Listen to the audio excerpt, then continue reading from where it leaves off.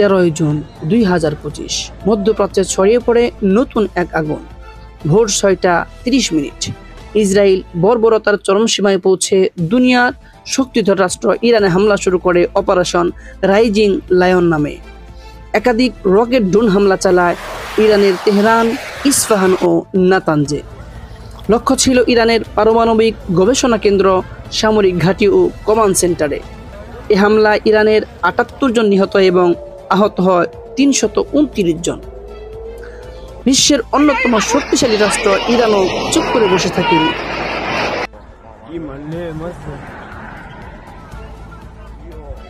সেই রাতে পাল্টা হামলা চালিয়ে নিজেদের শক্তির জানান দেয় তেহরান। সেই দিনই 13 জুন রাত 9টায় ইরান প্রথম ধাপের পাল্টা হামলা চালায়। এতে ছোড়া হয় 150টিরও বেশি ক্ষেপণাস্ত্র। লক্ষ্য ছিল তেল আবিবের হাইফার সামরিক ও প্রযুক্তি স্থাপনা।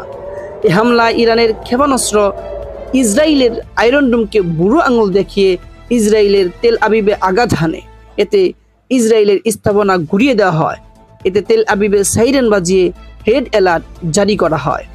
এ হামলায় ইসরায়েলের সামরিক ও বেসামরিক 12 জনের বেশি ইসরায়েলি নিহত এবং 45 জনের বেশি আহত হয়।